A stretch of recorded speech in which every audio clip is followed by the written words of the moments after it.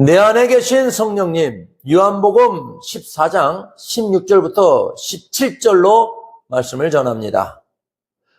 오늘을 살아가는 우리에게 가장 먼저 필요한 것이 있다면 무엇일까요?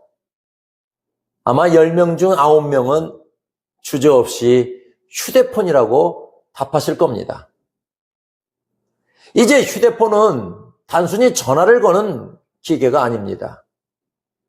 우리 생활에 필요한 모든 정보를 묻고 답을 얻는 만능 박사인 것 같습니다. 버스가 언제 오는지 휴대폰에 검색해보면 정확히 알려주고 손가락 하나로 택시를 부릅니다. 은행에 가서 길게 줄을 서지 않아도 되고 무거운 지갑 없이도 휴대폰만 있으면 어디서든 쇼핑하고 결제할 수 있습니다. 그 편리함은 이름 말할 수 없이 편리하고 좋은 것 같습니다. 위험할 땐 전화를 걸어 도움을 청하고 위치 공유를 통해 소중한 자녀들을 안전하게 보호하기도 합니다. 낯선 길을 갈 때 내비게이션은 우리를 목적지까지 친절하게 안내해 줍니다. 어디 그뿐인가요? 사진과 영상으로 소중한 추억을 기록하고 교회와 설교를 세상에 알리는 훌륭한 도구가 되기도 합니다. 그래서인지 우리는 휴대폰이 없으면 불안해합니다.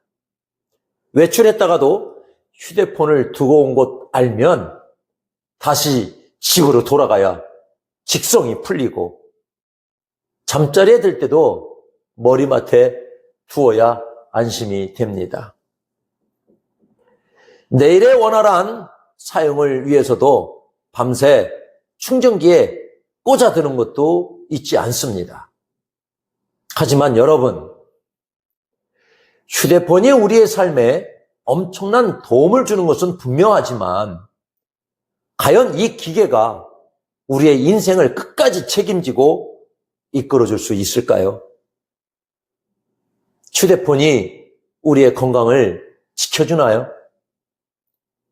아무리 똑똑한 휴대폰이라도 우리 인생의 본질적인 고통을 해결해 주지는 못합니다. 의사도 병에 걸리면 수술대에 오르고 법을 집행하는 판사도 죄를 지으면 피고인이 되어 다른 판사 앞에 서야 하는 것이 우리 인간의 연약한 현실입니다. 세상의 어떤 편리한 도구라도 우리 인생의 진정한 주인이 되어 우리를 책임질 수는 없습니다. 그런데 여러분, 휴대폰이 가진 그 모든 편리함과 유익함을 다 가지고 계시면서 동시에 우리 인생을 책임지고 인도하시는 분이 계십니다. 휴대폰처럼 늘 곁에 있는 정도가 아니라 아예 우리 안에 들어오셔서 24시간 우리를 보호하시는 분이 바로 성령님이십니다. 우리가 신앙생활을 하면서 가장 많이 부르는 이름 중 하나가 바로 성령님입니다. 그런데 여러분은 성령님을 어떻게 알고 계신가요? 혹시 머리 위로 떨어지는 뜨거운 불이나 이 몸을 관통하는 전기처럼 신비한 에너지로만 생각하고 계시지는 않습니까? 성령님은 단순한 힘이 아닙니다. 그분은 하나님의 가장 깊은 뜻까지도 다 알고 계시는 지혜의 근원이시며 우리와 똑같이 생각하고 느끼시는 인격적인 하나님이십니다. 우리가 잘못된 길을 갈 때 누구보다 먼저 아파하며 걱정해 주시고 우리가 말할 수 없는 고통 속에 있을 때 곁에 앉아 함께 울어주시는 다정한 분이 바로 성령님입니다. 성령님은 우리 각자의 사정을 누구보다 잘 아시기에 우리에게 꼭 필요한 은사를 나누어 주시고 우리가 먼저 말을 걸어오기를 기다리고 계십니다. 그런데 이렇게 좋은 성령님이 대체 어디에 계신 걸까요? 요한복음 14장 17절 말씀처럼 성령님은 세상은 보지도 알지도 못하지만 여러분은 아나니 그분이 바로 여러분 속에 거하시겠다고 약속하셨습니다.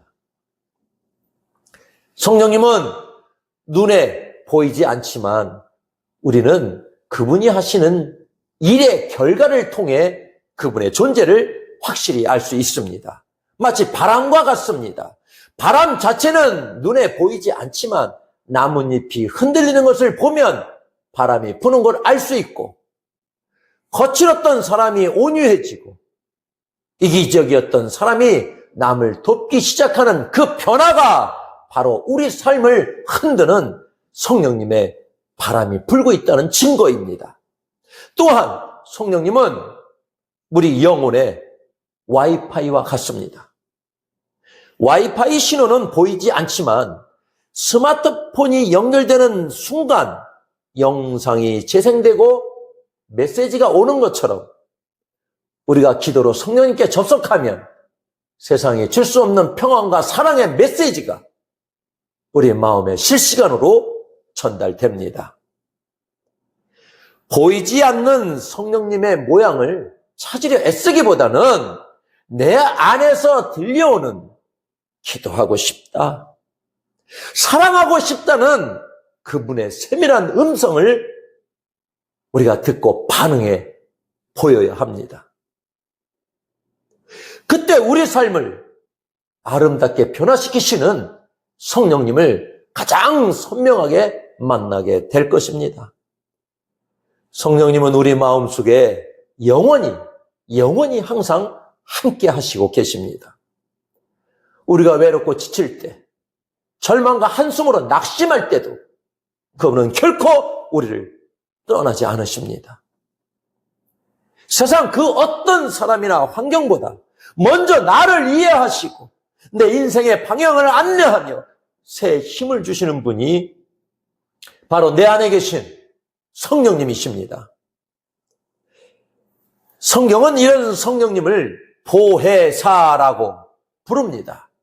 이 말을 한자로 풀어보면 보하고 보와 은혜를 주구의 해, 가르치는 사라는 뜻입니다.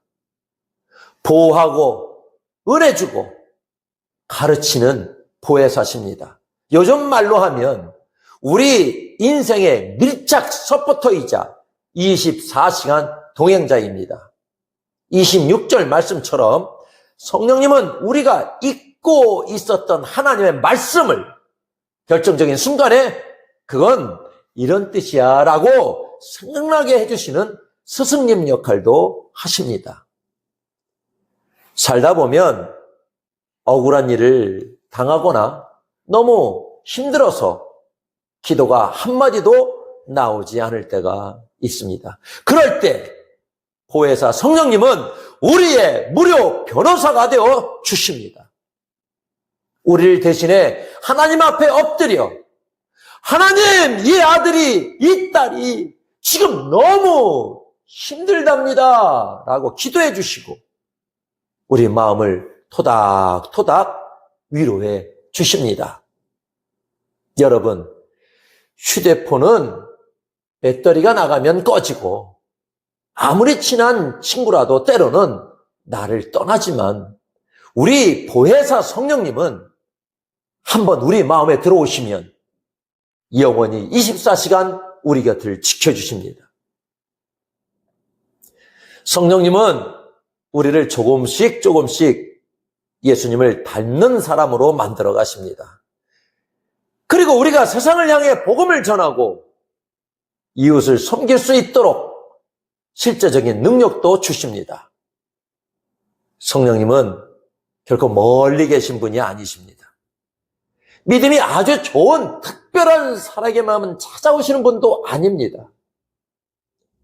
성령님, 내게 오셔서 내 인생에 도움이 되어주십시오 라고 간절히 요청하는 모든 자에게 오셔서 우리 인생에 돕는 자가 되어 주십니다. 늘 말씀과 기도로 그분을 찾으십시오.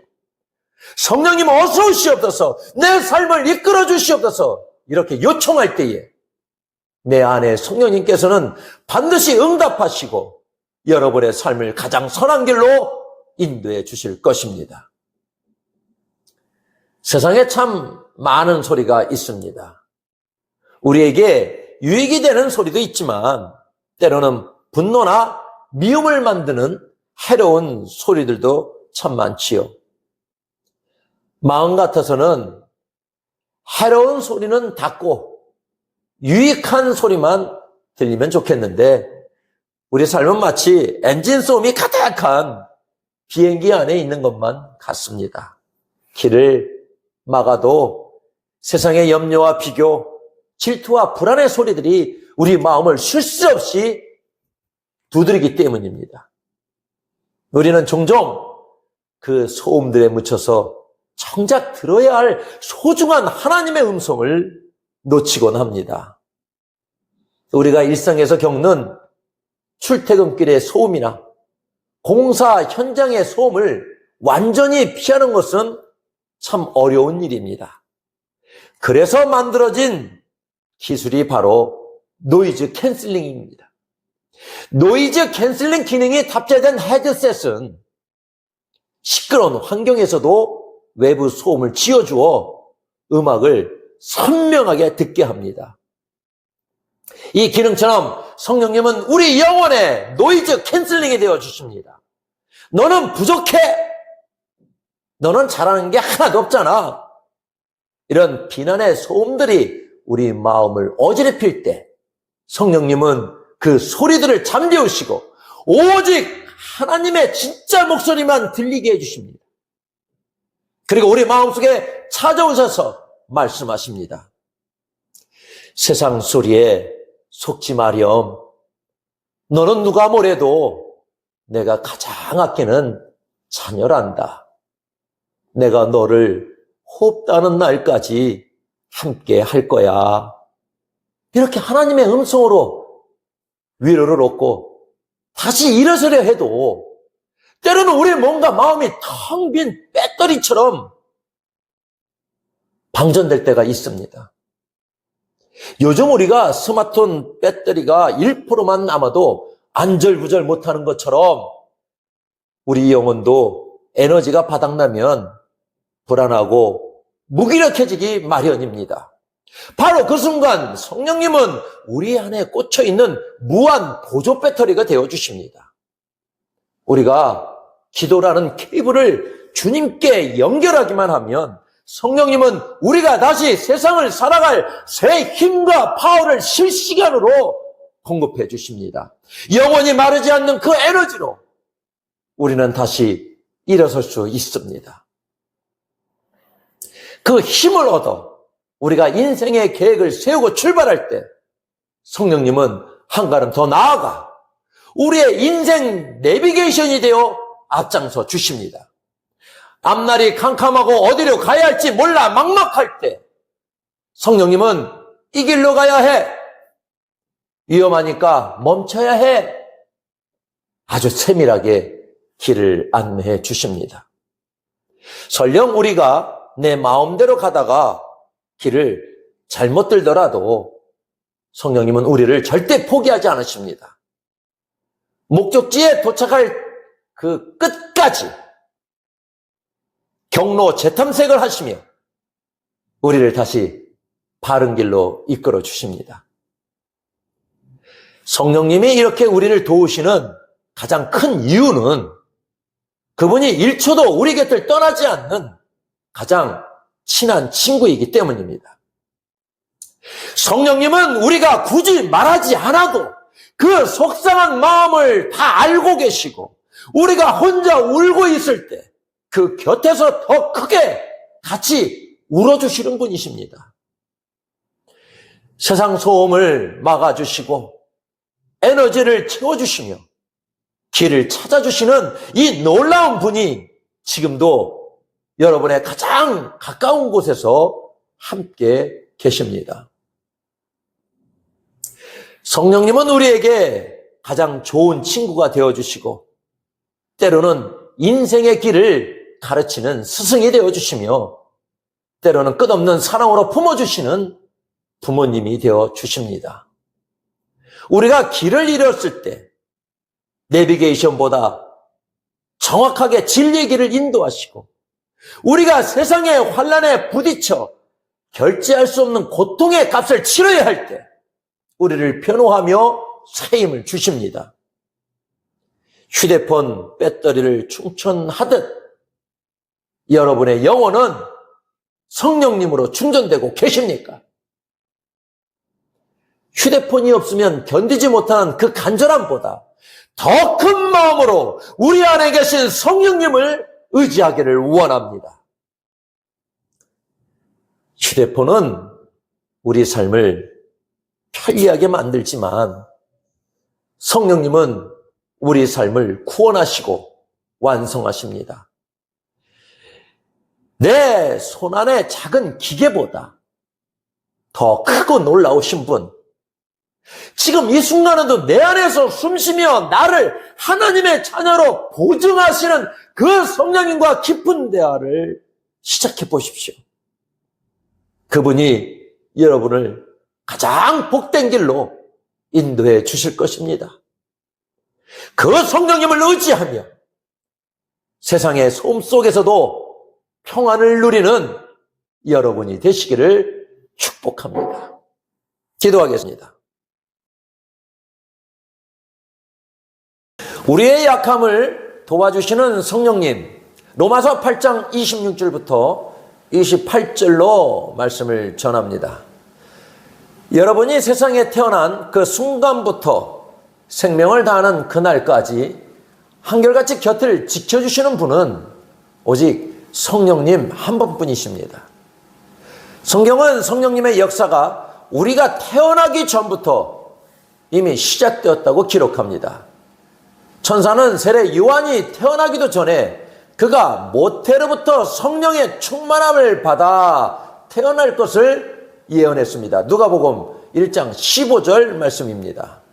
이처럼 신생아가 영적으로 성령의 반응을 감지하며 그분과 소통할 수 있습니다. 부모의 믿음과 하나님의 선택하심 안에서 어린 생명들은 이미 성령님의 세밀한 돌보심과 인치심 아래 머물고 있는 것입니다. 성령님은 아이가 태어나는 그 순간, 아니 그 이전부터 이미 그 생명을 알고 계십니다.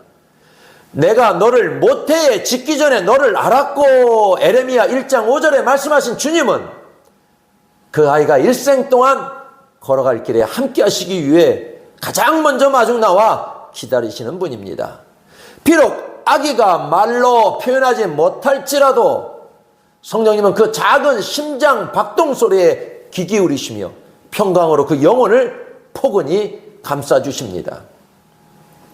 그러므로 여러분의 가정과 교회에 어린 생명들이 있다면 성령님께서 지금 이 아이의 영혼을 만지고 계신다는 확신을 가지시고 간절히 기도해 주시길 부탁드립니다. 우리가 아무것도 할 수 없어 울고 있을 때나 힘들고 지쳐 모든 것을 포기하고 싶을 때도 성령님은 우리 곁을 지켜주십니다. 성령님은 우리의 연약함을 누구보다 잘 아시기에 우리를 도우시는 분입니다. 어떻게 기도해야 할지, 어떻게 살아야 할지, 그리고 무엇을 선택해야 할지 막막할 때마다 우리에게 길을 비춰주십니다. 성령님은 결코 자신을 우리보다 먼저 생각하지 않으십니다. 언제나 나를 우선순위에 두시고 나의 행복과 영적 성숙을 위해 늘 헌신하며 동행하십니다. 때로는 우리가 그분을 외면하거나 잠시 잊고 싶어 할 때도 있지만 성령님은 우리의 어떤 실수나 잘못도 깊이 이해하시고 사랑으로 품어주십니다. 성령님은 우리의 위로요, 기쁨이며 삶의 전부이십니다. 그분 없이는 단 하루도 살 수 없는 나약한 우리이기에 성령님은 오늘도 우리 곁에 묵묵히 도와주십니다. 무엇을 기도해야 할지, 어떤 사명으로 살아야 할지 몰라 방황하는 그 순간에도 성령님은 탄식하는 마음으로 우리를 위해 간구하시며 선한 길로 인도해 주십니다. 그렇다면 이 성령님은 과연 어떻게 우리에게 오시는 것일까요? 성령님은 어느 날 갑자기 우연히 우리를 찾아오시는 분이 아닙니다. 예수님께서 이 땅을 떠나시기 전 제자들에게 주셨던 약속의 말씀이 요한복음 14장 16절에 기록되어 있습니다. 내가 아버지께 구하겠으니 그가 또 다른 보혜사를 너희에게 주사 영원토록 너희와 함께 있게 하리니, 이 말씀처럼 성령님은 하나님의 신실하신 계획과 예수님의 간절한 중보를 통해 우리에게 보내진 거룩한 선물입니다. 성령님은 우리가 예수 그리스도를 개인의 구주로 영접하는 그 순간 우리 영혼의 문을 열고 찾아오십니다. 우리가 하나님의 말씀을 들을 때 성령께서는 보이지 않는 손길로 우리 마음을 두드리십니다. 그리고 우리가 예수님을 나의 주님이라고 입술로 고백할 때 성령님은 우리를 하나님의 자녀로 삼으시고 우리 안에 영원히 거하십니다. 우리가 믿음으로 성령님을 모셨음에도 불구하고 때로는 삶의 무게에 눌려 그분의 임재를 느끼지 못할 때가 있죠. 하지만 성령님은 우리의 간절한 간구를 통해 더욱 뜨겁게 역사하기를 원하십니다. 목마른 자가 타는 목마름으로 물을 찾듯 우리가 성령님을 갈망할 때 그분은 폭포수와 같은 은혜로 임하십니다. 우리가 회개함으로 마음의 그릇을 정결하게 준비할 때 성령의 불길은 우리 안에서 더욱 강하게 타오를 것입니다. 누가복음 11장 13절은 우리에게 이렇게 확신을 주십니다. 너희가 악할지라도 좋은 것을 자식에게 줄 줄 알거든 하물며 너희 하늘 아버지께서 구하는 자에게 성령을 주시지 않겠느냐. 이 약속을 믿고 구하는 자에게 성령님은 지금 이 순간에도 가장 선한 모습으로 찾아오십니다. 해외여행을 떠난 한 사람이 예상치 못한 큰 사고를 당했다고 가정해 보겠습니다. 여행자는 현지 언어를 전혀 할 줄 몰라 구조대원 앞에서도 아무런 설명을 할 수 없었습니다. 그저 겁에 질린 채 한국말로 살려주세요, 살려달라고 외치거나 비명만 지를 뿐 무엇이 필요한지 도무지 전달하지 못하는 절망적인 상황입니다. 이때 유능한 통역사가 있다면 어떨까요? 그 절박한 상황을 구조대원에게 정확히 전달하여 생명을 구할 것입니다. 성령님은 바로 우리의 영적 통역사이십니다. 우리가 고난 중에 너무 힘이 들어 그저 주여라고 신음하기만 해도 성령님은 그 외침 속에 담긴 간절함을 읽어내십니다.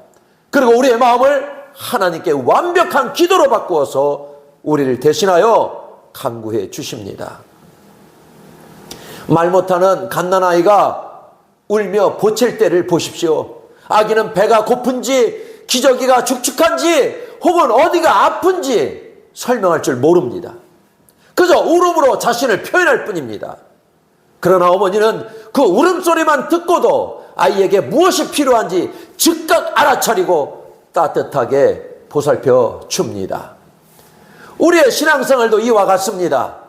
우리가 어떤 기도를 드려야 할지, 어떻게 예배하고 구해야 할지를 몰라 그저 주님 앞에서 울기만 해도 우리보다 우리를 더 잘 아시는 성령님께서는 우리의 신음과 한숨을 모두 알아들으십니다. 그리고 우리를 대신하여 가장 선한 길을 간구해 주십니다. 이러한 원리는 교회의 공동체 안에서도 아름답게 나타납니다. 처음 신앙생활을 시작하여 모든 것이 낯설고 서툰 성도들이 있습니다. 그러나 목회자는 그들을 향한 사랑의 마음을 품고 그 성도들의 형편과 사정을 헤아리며 성령님께 간절히 매달립니다. 성도 자신은 차마 내뱉지도 못한 기도를 목회자가 대신 하나님께 올려드리는 것입니다. 이처럼 나 자신이 아닌 성도나 이웃을 위해 드리는 기도를 도고기도 혹은 이웃을 위한 기도라고 합니다. 이와 같이 성령도 우리의 연약함을 도우시나니 오직 성령이 말할 수 없는 탄식으로 우리를 위하여 친히 간구하시느니라. 로마서 8장 26절 말씀입니다. 성령님은 우리와 늘 함께 하시기에 우리를 누구보다 잘 아십니다. 때로는 우리 자신보다 더 아픈 마음으로 우리를 위해 눈물을 흘리시며 하나님 보좌 우편에서 우리를 지키시고 직접 기도해 주시는 분입니다. 그 성령님의 사랑이 오늘도 우리를 살게 하는 것입니다.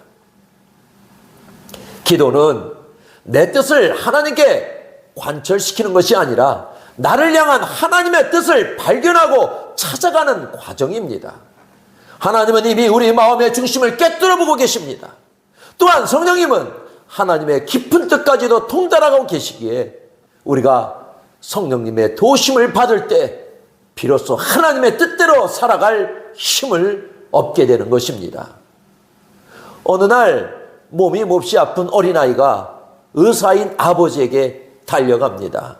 아이는 당장 입안에 쓴맛을 없애고 싶어 울며 떼를 씁니다. 아빠, 달콤한 사탕 하나만 주세요. 아이에게는 지금 당장에 달콤한 사탕만이 유일한 해결책처럼 보였기 때문입니다. 하지만 의사인 아버지는 아이의 눈물을 닦아주며 사탕 대신 쓰디 쓴 약을 먹이고 아픈 주사를 놓았습니다. 아이는 아버지가 원망스러워 울음을 터뜨립니다. 그러나 아버지는 아이를 괴롭히려는 것이 절대 아닙니다. 아이가 어디가 아픈지 정확히 알고 있기에 당장의 달콤함보다 아이를 살릴 수 있는 치료를 선택한 것입니다. 그것이 아버지가 자녀를 사랑하는 가장 깊은 방식입니다. 우리의 기도 역시 이와 같습니다. 우리는 하나님께 끊임없이 나의 필요를 요청하고 때로는 어이처럼 떼를 쓰기도 합니다. 그러나 하나님은 우리에게 진정으로 무엇이 필요한지 너무나 잘 알고 계십니다. 그렇기에 때로는 우리가 원치 않는 쓰디쓴 고난의 시간을 허락하시기도 하고 때로는 감당하기 힘든 아픔과 지친 시간을 지나게 하시기도 합니다. 내가 원하는 대로 응답되지 않는다고 해서 하나님을 원망해서는 안 됩니다. 성령님은 우리에게 하나님의 그 깊은 마음을 가르쳐 주시는 분입니다. 우리가 육신의 정욕을 따라 구할 때에도 성령님은 우리에게 진짜 필요한 것이 무엇인지를 아시고 가장 좋은 때에 가장 선한 것을 주시려 우리를 인도하십니다. 하나님의 뜻을 구하는 기도는 내 요구사항을 나열하는 시간이 아닙니다. 나보다 나를 더 잘 아시는 하나님께서 내 인생의 가장 완벽한 처방전을 허락하실 것임을 믿고 나를 온전히 맡겨드리는 것입니다. 지금 당장은 너무 힘들고 견디기에 어렵게 느껴질지라도 이 시간을 통해서 훗날 나를 정금같이 살려내실 그 하나님의 깊은 뜻을 신뢰하셔야 합니다. 그 신뢰 안에서 하나님의 선하심을 믿고 기다리는 것, 그것이 바로 우리가 드려야 할 진정한 기도의 자세이자 믿음입니다. 일상에 식탁을 준비하기 위해 주방을 둘러보면 수많은 재료가 있습니다. 하지만 이 재료들을 하나씩 따로 먹는다면 어떨까요? 소금만 한 움큼 먹거나 고춧가루만 들이키거나 생강만 씹어 먹어야 한다면 그것은 음식이 아니라 고역일 것입니다.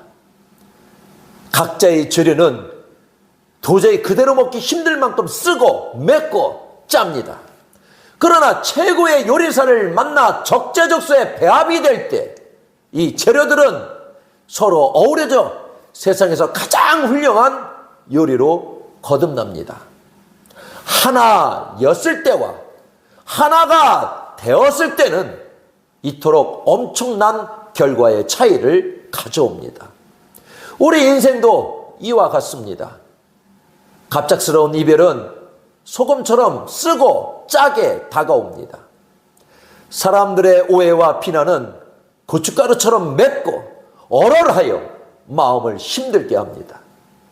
질병이나 실패는 생강처럼 써서 다시는 경험하고 싶지 않은 기억이 됩니다. 너무나 고통스럽고 감당하기 어려운 일이기에 우리는 눈물로 기도하며 이 잔을 옮겨달라고 부르짖습니다. 하지만 기억하십시오. 우리 인생의 수많은 맛, 매운맛, 짠맛, 쓴맛을 가지고 하나님께는 지금 완벽한 요리를 만들고 계십니다.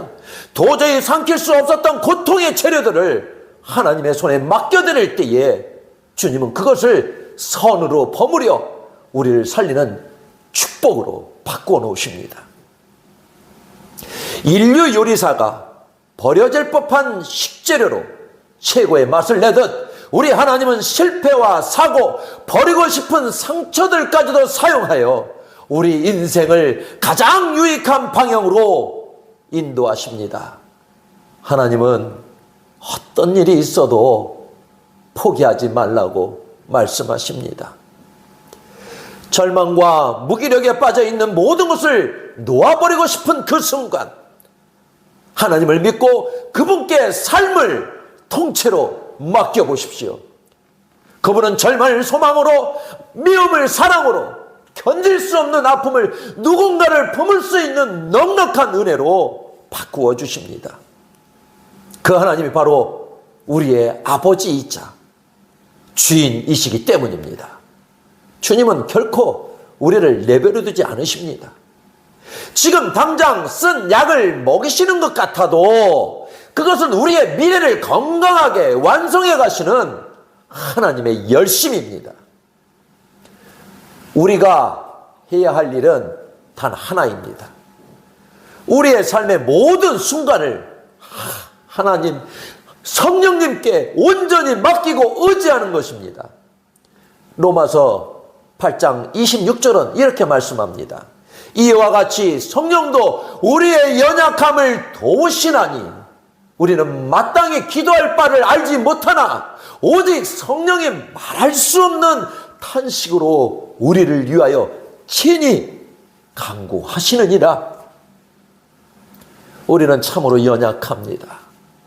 지금 눈앞에 놓인 시련이 훗날 어떤 열매를 맺을지 다 알지 못합니다.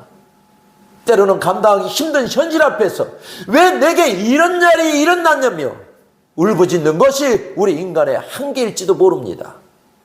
하지만 성령님은 우리의 그 약함을 누구보다 잘 아시며 친히 우리를 도우십니다.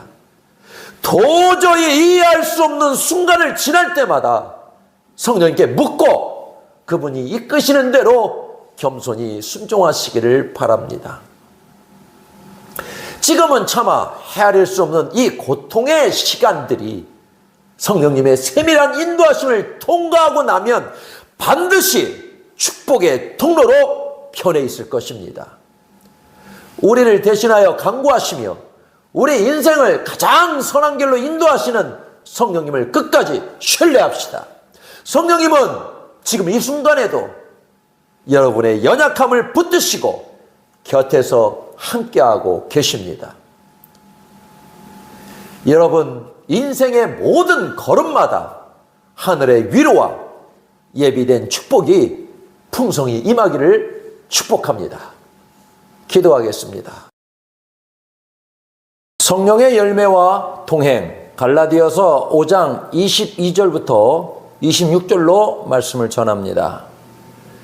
우리의 마음속에는 하나님이 정성껏 심으신 성령의 나무 한 그루가 자라고 있습니다. 이 나무는 참 신비롭습니다. 내가 애써서 열매를 매달려고 땀 흘리는 나무가 아니라 성령님이라는 깊은 뿌리로부터 생명수를 공급받을 때 자연스럽게 열매가 맺히는 나무이기 때문입니다. 이 나무에는 9가지 하늘의 열매가 열립니다. 내 기분대로가 아니라 미운 사람에게도 먼저 다가가는 사랑, 좋은 일이 없어도 하나님 한 분만으로 충분한 희락, 거센 파도 속에서도 깊은 잠을 잘 수 있는 평화로운 화평이 열립니다. 또한 억지로 참는 것이 아니라 하나님을 믿기에 느긋하게 기다리는 오래 참음, 남의 아픔에 함께 울어주는 따뜻한 자비, 그 마음을 담아 직접 손을 내미는 양손이 가지마다 맺힙니다. 남이 보든 안 보든 맡은 자리를 지키는 충성, 충분히 화낼 수 있는 상황에서도 부드럽게 감싸주는 온유, 그리고 내 마음의 브레이크를 잘 밟는 지혜인 절제까지, 이 모든 것은 성령이라는 한 나무에서 피어나는 풍성한 결실들입니다. 우리는 자꾸만 내 힘으로 사랑하려 하고 내 의지로 꾹 참아보려 노력합니다. 하지만 내 힘으로 억지로 매달아 놓은 열매는 금세 시들기 마련입니다. 내 노력이 앞서다 보면 마음은 쉽게 지치고 맙니다. 진정한 성령의 열매는 하나님, 저는 할 수 없습니다. 그저 주님께 제 마음을 꼭 붙들어 맵니다 라고 솔직하게 고백할 때 비로소 맺히기 시작합니다.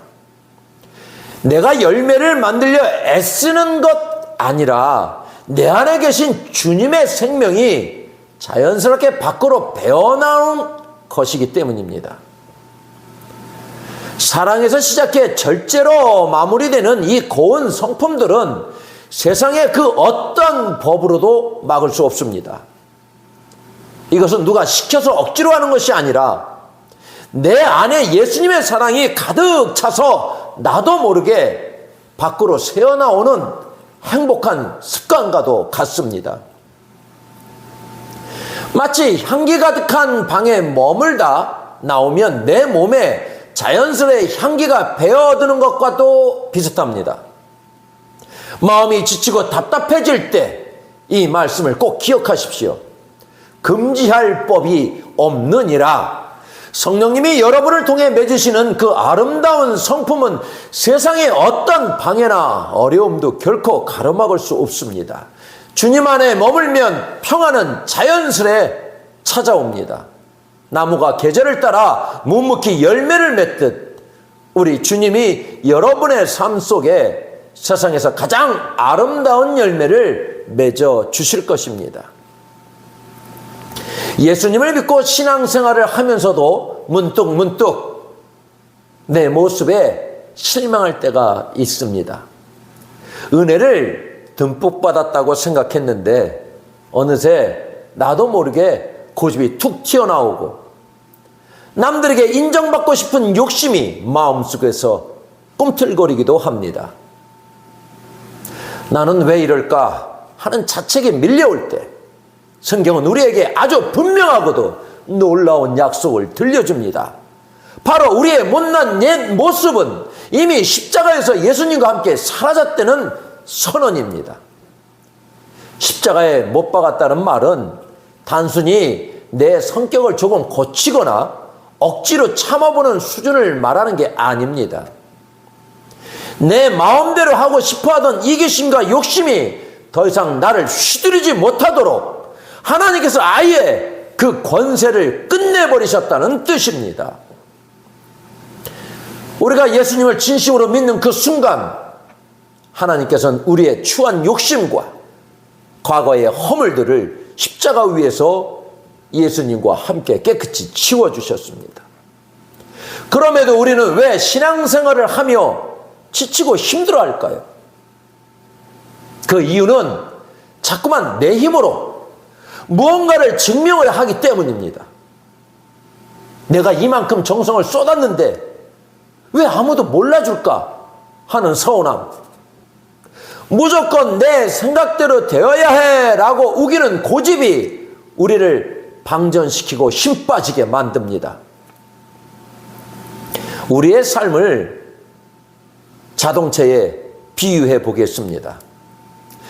자동차에는 라이트를 밝히고 음악을 들려주는 배터리가 있습니다. 이 배터리는 외부에서만 충전되는 것이 아닙니다. 차가 달리는 동안 내부의 발전기가 쉴 새 없이 돌아가며 배터리를 계속 충전시켜 줍니다. 만약 이 발전기가 제 역할을 하지 못한다면 아무리 새 배터리를 끼워 놓아도 얼마 못 가 차는 멈춰서고 말 것입니다. 우리 신앙의 원리도 이와 같습니다. 성령님은 우리 인생의 영적 발전기와 같으십니다. 우리가 땀 흘려 노력해서 에너지를 만들어내는 것이 아니라 우리 안에 계신 성령님께서 끊임없이 우리를 충전시켜 주셔야 합니다. 성령님은 멀리 계시지 않습니다. 내가 가장 약해져 있을 때, 내가 실수하고 넘어져 있을 때 바로 곁에서 우리를 돕고 계십니다. 인생을 살다 보면 수많은 실패와 실수를 거듭하게 됩니다. 하지만 두려워하지 마십시오. 성령님은 언제나 우리가 다시 시작하기를 원하시고 우리가 잘 되기를 누구보다 바라시는 분입니다. 발전기를 통해 배터리가 충전되어 필요한 곳곳에 전력을 공급하듯 성령님께서 우리의 생각과 마음을 관찰하시고 새로운 힘을 부어주셔야 비로소 우리는 계속해서 살아갈 힘을 얻게 됩니다. 내가 맺으려 애쓰는 열매는 금방 시들지만 성령님께 연결되어 그분이 주시는 힘으로 살아갈 때 우리의 삶은 향기로워집니다. 마음이 답답할 때마다 솔직하게 도움을 청하십시오. 성령님, 저를 다시 충전시켜 주십시오 라고 말입니다. 용서를 구하고 그분께 마음을 기대는 순간 우리 인생의 발전기는 다시 힘차게 돌아가기 시작할 것입니다. 신앙생활을 하면서 우리를 가장 힘들게 하는 것은 아마도 나 자신일 것입니다. 이제 믿음 안에서 나를 증명하려고 너무 애쓰거나 잘 보이려고 몸부림치지 마십시오. 그럴 때마다 마음속 조용히 그러나 당당하게 이렇게 고백해 보십시오. 부족하고 고집센 옛날에 나는 이미 십자가에 죽었습니다. 이제 내 안에는 오직 예수님만 사십니다. 이 고백은 나를 포기하는 것이 아니라 진짜 자유를 찾는 선언입니다.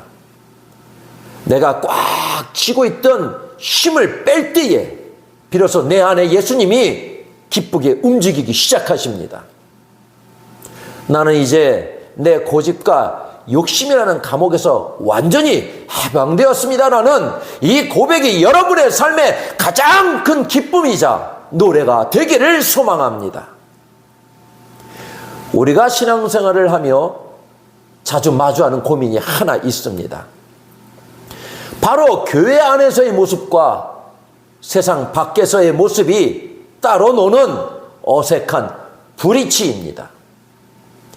교회 안에서는 참 은혜로운데 문을 나서서 세상 속으로 들어가는 순간 우리의 걸음걸이는 신기하게도 예전에 거칠고 조급한 모습으로 되돌아가곤 합니다. 이런 우리에게 갈라디아서 5장 25절은 아주 중요한 길을 제시합니다. 만일 우리가 성령으로 살면 또한 성령으로 행할지니, 여기서 성령으로 사는 것과 성령으로 행하는 것은 비슷해 보이지만 아주 깊은 차이가 있습니다. 성령으로 사는 것은 우리가 예수님을 믿고 하나님의 자녀라는 새 생명을 얻은 상태 그 자체를 말합니다. 나무로 치면 땅속 깊이 박힌 튼튼한 뿌리와 같습니다. 그런데 성경은 거기서 멈추지 말고 성령으로 행하라고 우리를 초대합니다. 여기서 행한다는 단어의 원래 뜻을 살펴보면 참 재미있고 감동적입니다. 바로 보조를 맞추어 함께 걷는다는 의미를 담고 있기 때문입니다. 군인들이 행진을 할 때 앞사람의 발소리에 맞춰 발을 내딛는 것처럼 혹은 다정한 연인이 보폭을 맞춰 산책하는 것처럼 우리 안에 계신 성령님의 박자에 우리의 발걸음을 딱 맞추라는 뜻입니다. 우리의 마음만 앞서서 성령님보다 저만치 앞서 달려가다가 길을 잃기도 하고, 때로는 너무 낙심해서 성령님이 이끄시는 대로 제자리에 주저앉아 고집을 피우기도 합니다. 내 열정이 지나치면 성령을 추월하게 되고, 내 두려움이 앞서면 성령님의 손을 놓치게 됩니다. 성령으로 행한다는 것은 결코 거창하거나 대단한 업적을 이루는 것이 아닙니다. 누군가에게 말을 건넬 때 날카로운 기분 대신 성령님의 온유한 박자에 맞추어 부드럽게 말하는 것, 막막한 상황을 만났을 때 내 조급함 대신 성령님의 평안한 박자에 맞추어 묵묵히 기다려주는 것, 바로 그 작은 보조 맞춤이 성령으로 행하는 삶의 진수입니다. 여러분, 이제 성령님께 모든 것을 맡겨보십시오. 그분이 내딛는 발걸음에 내 발을 가만히 포개어서 함께 걸어보십시오. 내가 억지로 길을 만들려 애쓰지 않아도 됩니다. 앞서가시는 성령님의 등을 바라보며 그 분의 박자에 맞춰 한 걸음씩 내딛다 보면 우리의 삶은 어느덧 지치지 않는 기쁨과 평안으로 가득 차게 될 것입니다. 그 신비롭고 행복한 동행이 여러분의 일상 속에서 시작되기를 응원하겠습니다. 우리가 신앙의 길을 걷다 보면 참 묘한 마음의 유혹을 만날 때가 있습니다. 분명 처음 시작은 오직 주님의 영광을 위해서라는 순수한 마음이었는데, 시간이 지나면서 어느덧 사람들이 나를 어떻게 볼까? 내가 이만큼 수고한 걸 누군가 알아주기는 할까 하는 마음이 슬며시 고개를 들곤 합니다. 오늘 갈라디아서 5장 26절은 우리 마음에 가장 깊은 곳을 찌르는 단호하면서도 사랑의 권면을 들려줍니다. 헛된 영광을 구하여 서로 노엽게 하거나 서로 투기하지 말지니라. 여기서 말하는 헛된 영광이란 무엇일까요? 한마디로 알맹이가 없는 빈 껍데기 같은 영광을 말합니다. 내면에서 성령의 열매가 차올라 자연스럽게 배어나오는 향기가 아니라 오로지 남들에게 잘 보이기 위해 억지로 꾸며내고 포장한 가짜 모습입니다.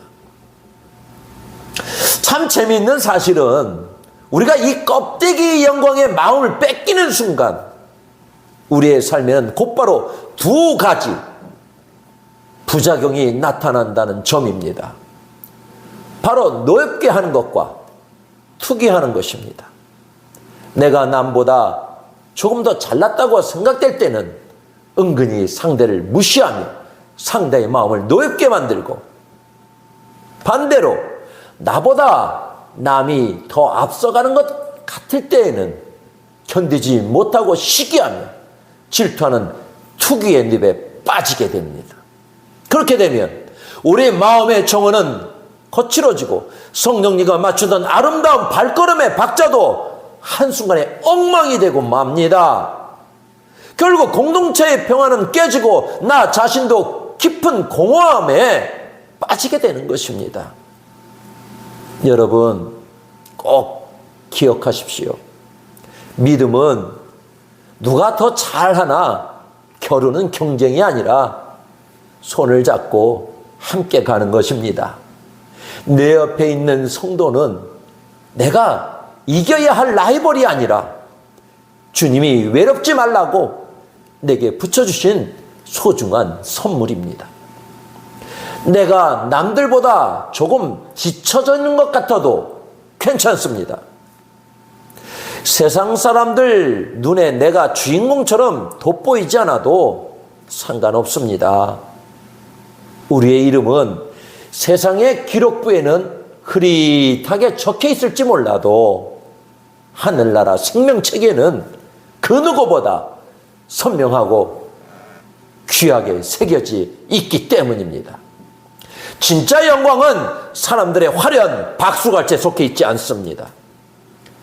아무도 보지 않는 골방에서 묵묵히 기도할 때, 아무도 알아주지 않는 곳에서 이름 없이 헌신할 때, 나를 바라보며 은은하게 미소 지어주시는 그 주님의 그 사랑, 그것이야말로 우리가 구해야 할 유일하고 참된 영광입니다. 이제 남과 비교하며 흔들리던 눈을 지그시 감고 나를 사랑으로 부르신 주님께만 시선을 고정해 보십시오.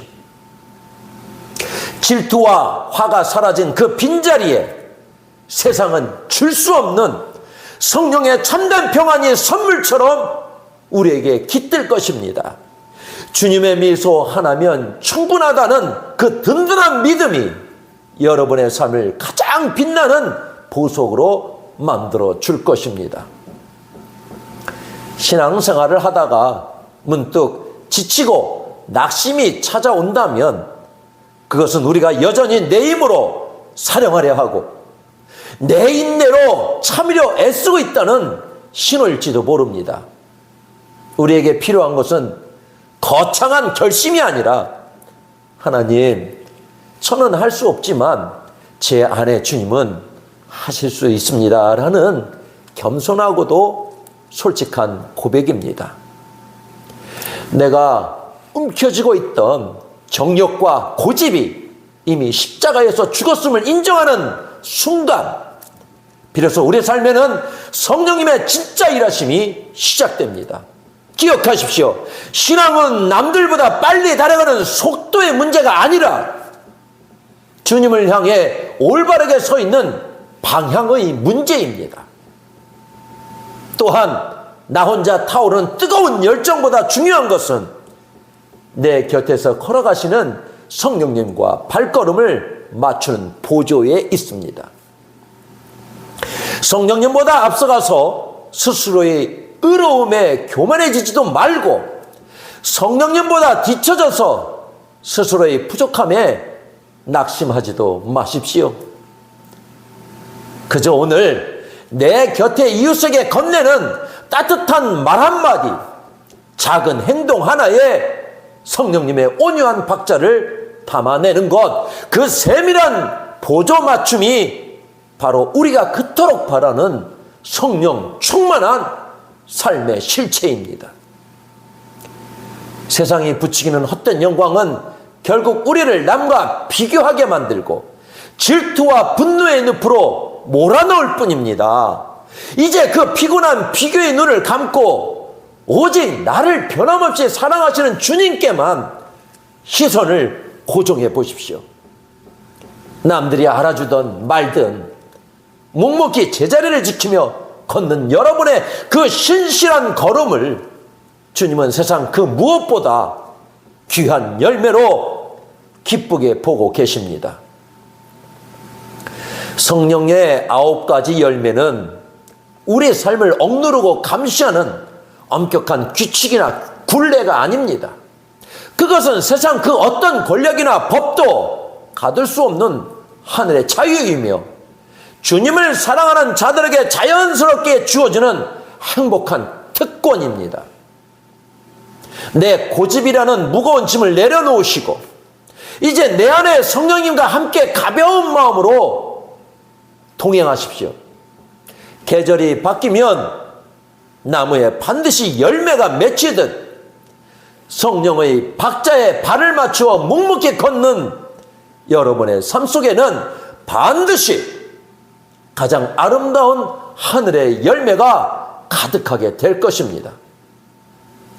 주님이 약속하신 그 참된 평안과 기쁨이 여러분의 가정과 일터 위에 그리고 고단한 마음의 중심 위에 늘 함께 하시기를 간절히 축복합니다. 기도하겠습니다.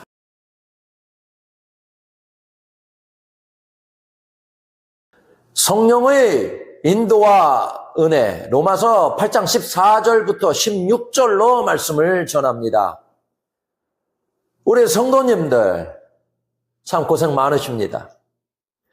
가장으로서의 가족을 책임져야 하고, 부모로서 자녀를 잘 키워야 하고, 또 교회에서는 본이 되어야 하니 어깨가 참 무거우시리라 생각됩니다.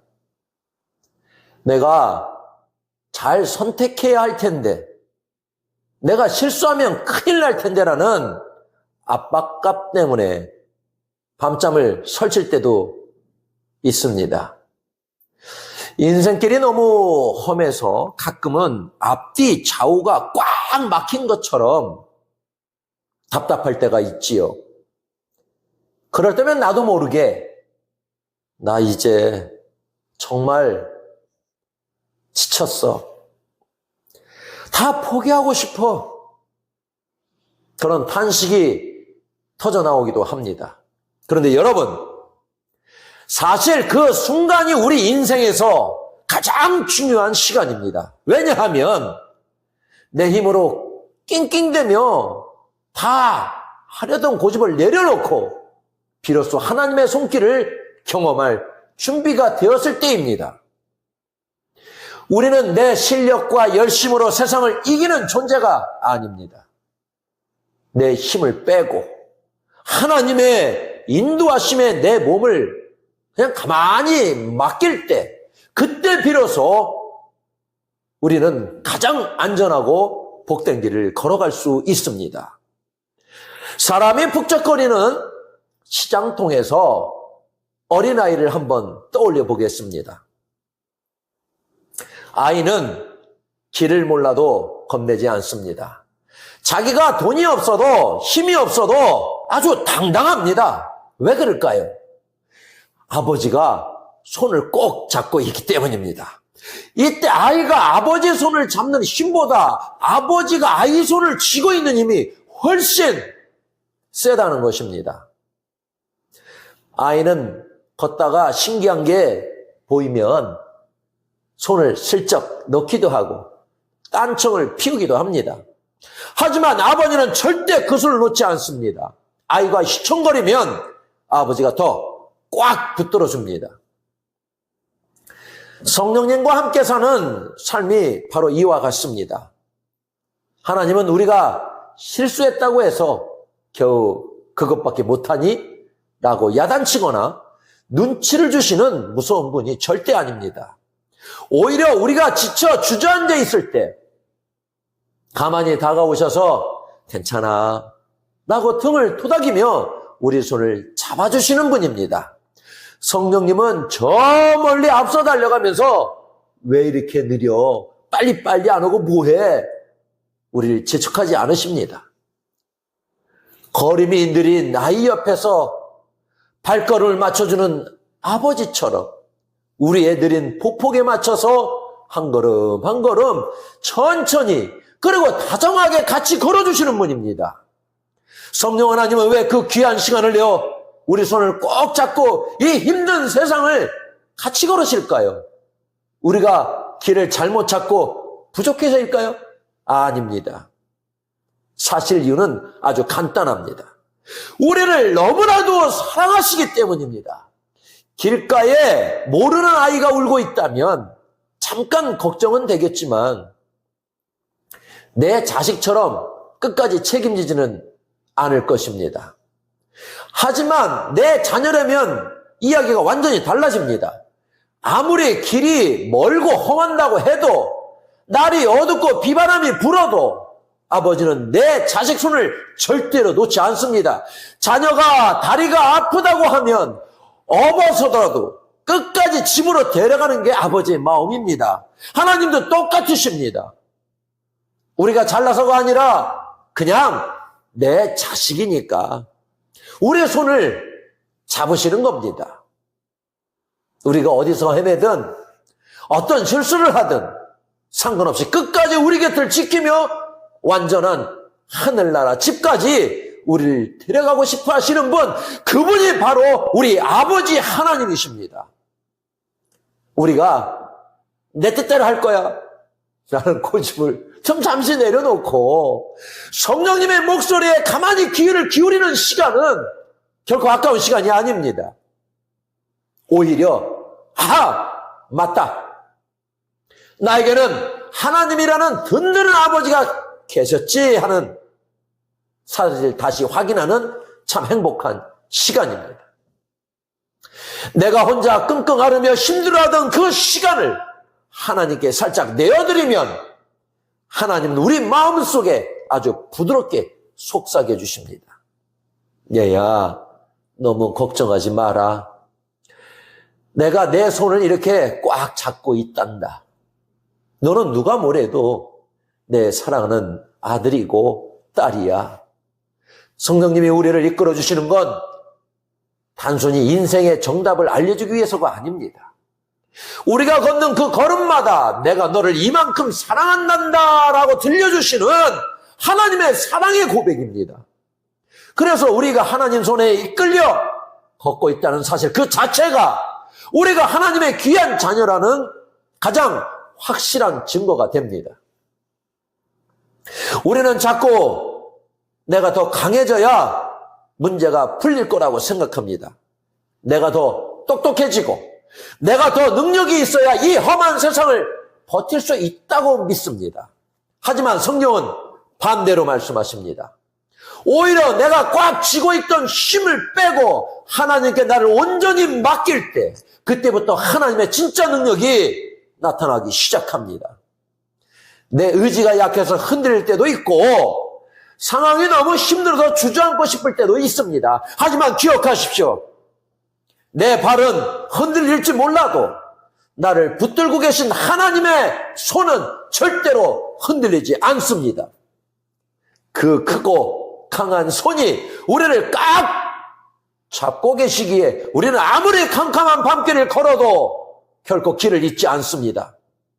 여러분, 이제 혼자서 허헉거리며 걷던 그 무거운 걸음을 잠시 멈추어 봅시다. 내가 다 해야지 했던 조급함을 내려놓고 우리 바로 곁에서 손을 내밀고 계신 성령님의 손을 다시 한번 꼭 잡으시기를 바랍니다. 그리고 이렇게 마음을 다해 고백해 보십시오. 성령님, 사실 저는 오늘 어디를 가야 할지, 어떻게 해야 할지 잘 모릅니다. 하지만 성령님이 가시는 곳이라면 그 어디든 가장 안전할 줄 믿습니다. 이렇게 고백하며 그 손을 의지할 때 우리를 괴롭히던 불안은 눈독듯 사라지고 오직 하나님의 자녀만 누릴 수 있는 참된 평안이 우리 마음속에 가득 차오를 것입니다. 그 따뜻한 손길에 이끌려 세상에서 가장 행복하고 복된 길을 걷는 우리 모든 성도님이 되시기를 간절히 바라겠습니다. 우리 마음속에는 참 지우기 힘든 그림자 같은 두려움이 하나 있습니다. 내가 지금 잘 살고 있는 걸까? 혹시 내가 좀 부족하다고 하나님이 나에게 벌을 주시면 어쩌지 하는 마음입니다.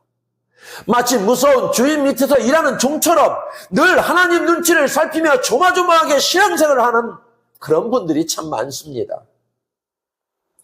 기도를 조금만 빼먹어도 가슴이 철렁하고 삶 속에서 작은 실수만 해도 이러다 하나님이 나를 미워하시면 어쩌나, 나에게 등을 돌리시면 어쩌나 하며 스스로 힘들게 괴롭히곤 합니다. 하지만 성경은 우리에게 아주 분명하게 말씀하십니다. 이제 그만 그 무서운 공포에서 벗어나도 괜찮단다 라고 말입니다. 하나님은 여러분이 실수하기를 기다렸다가 벌을 내리시는 무서운 감시자가 아닙니다. 우리가 신앙생활을 하는 이유는 하나님께 혼나지 않기 위해서가 아니라 나를 너무나 사랑하시는 하나님과 행복하게 살기 위해서라는 사실을 꼭 기억하셨으면 좋겠습니다. 한번 상상해 보세요.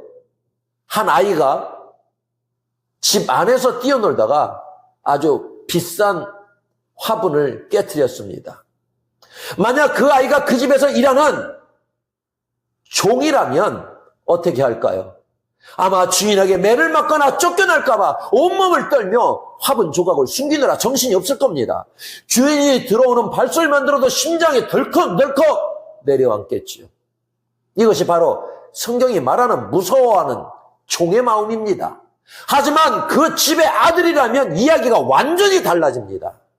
물론 화분을 깨트린 게 미안해서 마음이 무겁겠지만 결국 아이는 울면서 아버지에게 달려갑니다. 아버지, 제가 실수로 화분을 깨트렸어요. 죄송해요. 그때 아버지는 깨진 화분값보다 아이의 다친 마음을 먼저 살핍니다. 괜찮아. 어디 다친 데는 없니? 다음부터는 조심하면 돼. 이것이 바로 하나님 자녀의 특권입니다. 하나님은 우리를 판결하는 무서운 판사가 아니라 우리의 허물을 덮어주시는 아버지이십니다. 본문에서 우리가 하나님을 아버지라고 부른다고 할 때 이 아바라는 말은 사실 대단한 용어가 아닙니다. 당시 어린아이들이 아버지를 부를 때 쓰던 다정한 말, 우리말로 하면 아버지, 아빠 그 자체입니다. 하나님은 우리가 거창하고 멋진 말로 기도해야만 들으시는 분이 절대 아닙니다. 그저 어린아이처럼 아버지 하고 부르기만 해도 우리의 모든 형편을 아시고 달려오시는 분입니다. 우리가 하나님의 자녀가 되었다는 것은 온 세상을 만드신 하나님의 모든 것이 이제 다 우리의 것이 되었다는 뜻입니다. 어린아이가 아버지 지갑에 돈이 얼마 있는지 걱정하지 않는 것처럼 우리도 이제 하나님의 풍성한 은혜를 내 것처럼 마음껏 누릴 권리가 생겼습니다. 하나님은 하나뿐인 아들 예수님을 우리에게 내어주실 만큼 우리를 사랑하셨습니다. 그렇게 큰 사랑을 받는 우리 마음속에 이제 무섭고 떨리는 마음이 끼어들 자리는 없습니다. 이제 우리는 하나님 앞에 나갈 때 혼나면 어쩌지 하고 눈치를 보지 않아도 됩니다. 오히려 아버지 품에 왈칵 안겨서 아버지 나 오늘 너무 힘들었어요 라고 마음껏 음석도 부리고 따뜻한 위로도 받는 행복한 자녀가 된 것입니다. 이제 하나님 앞에서 더 당당하게 행복해지셔도 됩니다. 여러분, 혹시 오늘도 하나님의 눈치를 보며 불안해하고 계신 분이 계신가요? 사단은 끊임없이 우리 곁에서 속삭입니다. 너는 자격 없잖아. 너는 하나님을 실망시켰잖아. 우리를 다시 죄의 중으로 끌고 가려 합니다. 하지만 꼭 기억하십시오. 여러분은 무서워하는 종이 아니라 사랑받는 하나님의 자녀입니다. 이제 이 시간 우리 마음을 짓눌렸던 모든 불안과 걱정을 시원하게 다 던져버립시다. 그리고 아주 작게라도 마음속으로 하나님을 향해 아버지 하고 한번 불러보는 겁니다. 거창한 기도가 아니어도 괜찮습니다. 그저 떨리는 목소리로 아버지라고 부르는 그 짧은 한마디에 하나님은 기다렸다는 듯이 여러분의 삶에 사랑과 위로를 쏟아부어 주실 것입니다. 그러니 이제 더 이상 무서워하거나 눈치 보지 마십시오. 여러분은 세상에서 가장 마음 넓고 든든한 아버지를 둔 하나님의 가장 귀한 자녀입니다. 그 아버지의 손을 꼭 잡고 오늘부터는 가슴을 활짝 펴고 당당하고 행복하게 살아가시기를 바라겠습니다. 우리는 참 많은 목소리를 들으며 삽니다. 세상은 우리에게 성공해야 대접받는다고 말하고 때로는 내 마음조차 너는 왜 이것밖에 안 되니?라며 스스로를 힘들게 합니다.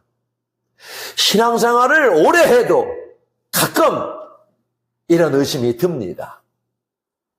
내가 이렇게 부족한데 정말 하나님의 자녀가 맞을까?